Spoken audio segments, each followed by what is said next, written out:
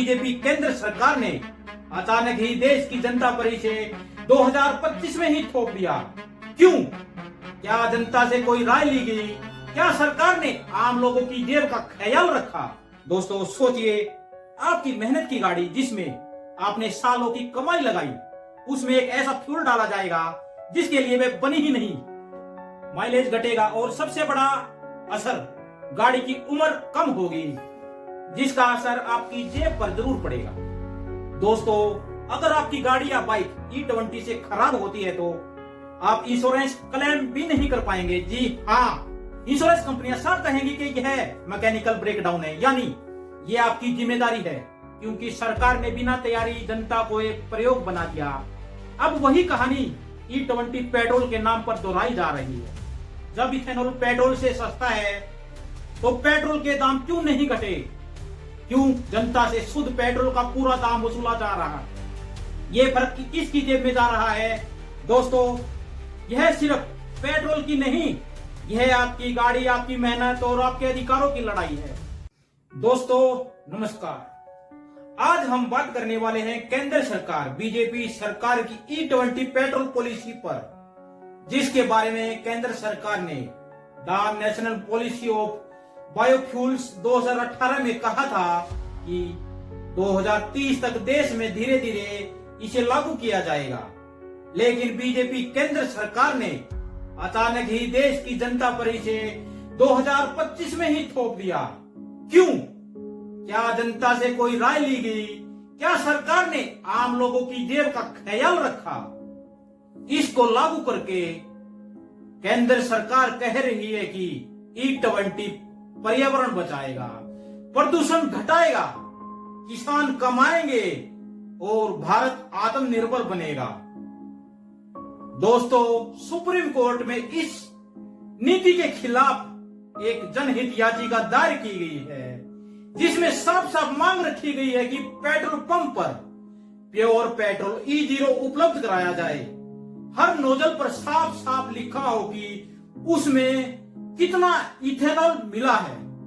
ग्राहकों को बताया जाए कि उनकी गाड़ी E20 के लिए बनी है या नहीं बनी है, और सरकार एक स्वतंत्र अध्ययन कराए ताकि असली सच जनता तक पहुंचे। यानी जनता सिर्फ जागरूकता नहीं बल्कि चयन का अधिकार भी चाहती है। E20 क्या है? 80% पेट्रोल में 20% इथेनॉल का मिश्रण।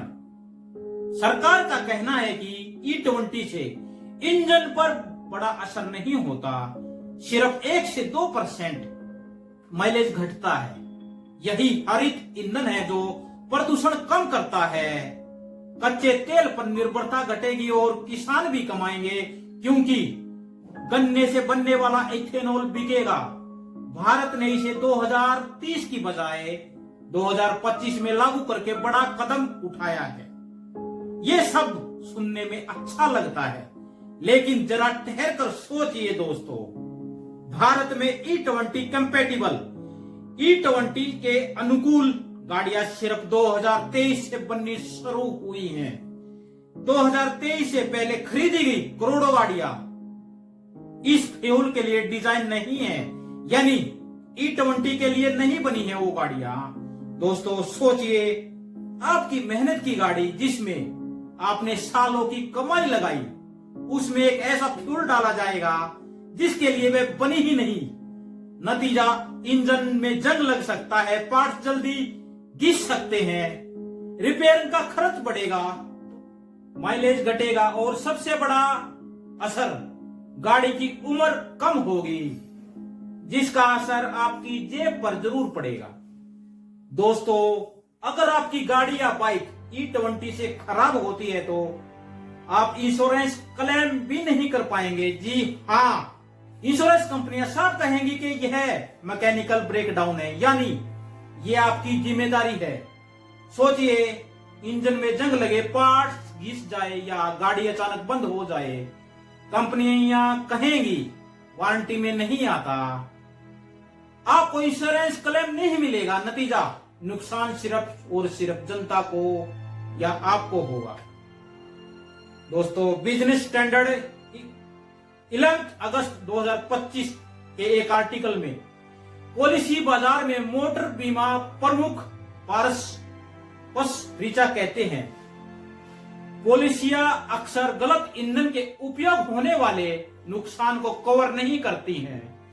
वो आगे बताते हैं कि यदि जांच में पाया जाता है कि E20 के कारण गैर संगत वाहन को नुकसान हुआ है तो बीमाकर्ता के दावे को अस्वीकार कर सकते हैं या कम कर सकते हैं। रोइनेट इंश्योरेंस ब्रोकर्स के मुख्य अधिकारी राहुल माथुर का कहना है कि कुछ बीमा करता गलत ईंधन के इस्तेमाल को घोर लापरवाही मानते हैं तो दावे को रद्द करने का आधार बनता है, भले ही मालिक को इसके बारे में पता है या नहीं पता है, उनकी कार ईंधन के अनुकूल है या नहीं है, फिर भी विवाद के दौरान ये उनके पक्ष में काम नहीं कर सकता। Insurance brokers association of India के उपाध्यक्ष सुरेंद्र टोंक कहते हैं कि अगर आपका वाहन E20 के लिए प्रमाणित नहीं है तो दावा खोने का जोखिम है। 14 अगस्त 2025 न्यूज बाइट्स में बताया गया है कि बीमा मोटर कंपनी एक्को ने चेतावनी दी कि गलत ईंधन के इस्तेमाल से बीमा दावे रद्द हो सकते हैं। कंपनी ने कहा कि गलत ईंधन के इस्तेमाल के कारण इंजन खराब हो जाता है तो उनकी पॉलिसी की शर्तों के अनुसार दावा मान्य नहीं होगा।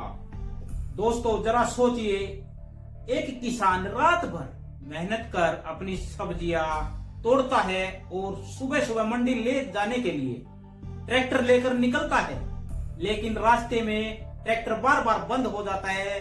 जब वह मंडी पहुंचता है सब्जियां मुरझा जाती हैं, खरीदार दाम कम कर देता है। किसान की हफ्तों की मेहनत मिट्टी में मिल जाती है क्योंकि उसका ट्रैक्टर भी उन करोड़ों पुरानी मशीनों में से है जो E20 फ्यूल के लिए डिजाइन ही नहीं की गई। यह एक मजदूर रोज अपनी पुरानी बाइक से मजदूरी पर जाता है, उसकी रोजी रोटी उसी बाइक पर टिकी है। अगर उनकी इंजन लाइनिंग, कार्बोरेटर या पार्ट्स जंग खाकर खराब हो जाए तो मजदूर के लिए नई बाइक खरीदना सपना ही रह जाएगा। क्या सरकार उनके बच्चों की भूख मिटाएगी? एक मिडिल क्लास परिवार ने EMI भरकर बड़ी मुश्किल से एक कार खरीदी।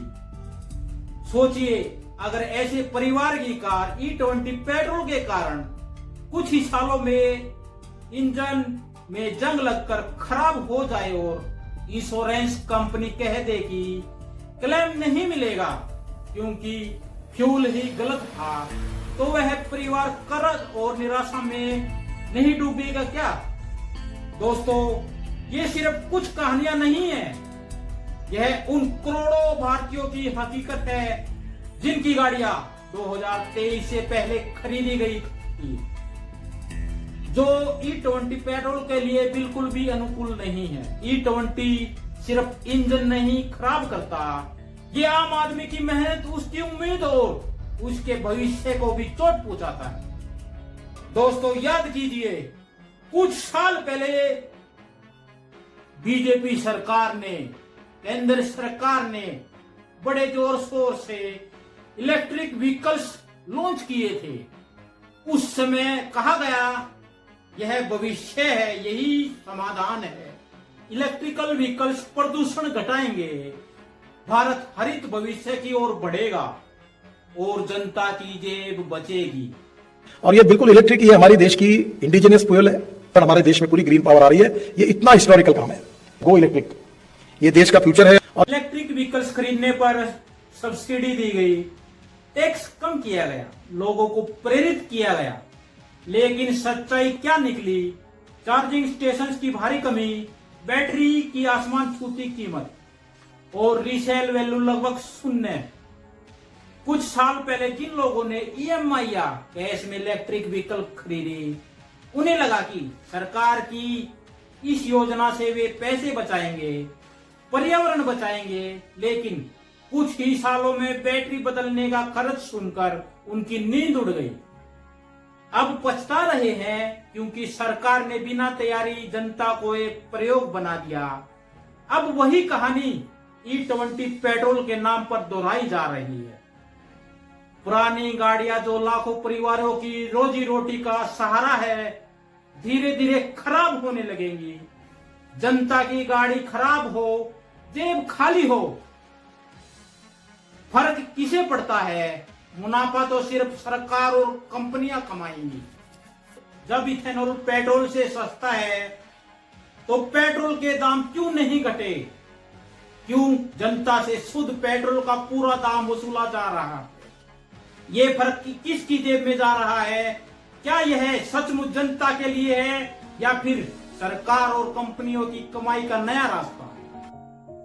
दोस्तों, पर्यावरण की चिंता जरूरी है, लेकिन जनता की जेब और उसकी सुरक्षा उससे कम जरूरी नहीं है।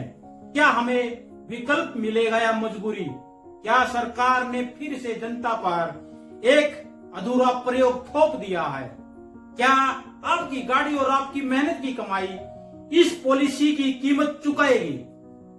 दोस्तों, यह सिर्फ पेट्रोल की नहीं, यह आपकी गाड़ी, आपकी मेहनत और आपके अधिकारों की लड़ाई है। पेट्रोल आप खरीदते हैं, आपकी गाड़ी है, नुकसान भी आपका होगा और फायदा वो शायद किसी और का। दोस्तों, जागरूक बनिए, सवाल उठाइए, क्योंकि जब जनता चुप रहती है तब नीतियां जनता पर थोप दी जाती है। दोस्तों, अगर आप भी मानते हैं कि जनता को मजबूर नहीं, विकल्प मिलना चाहिए, तो इस वीडियो को ज्यादा से ज्यादा लोगों तक पहुंचाए, शेयर करें, ताकि हर गाड़ी मालिक तक ये सच पहुंचे। जय हिंद।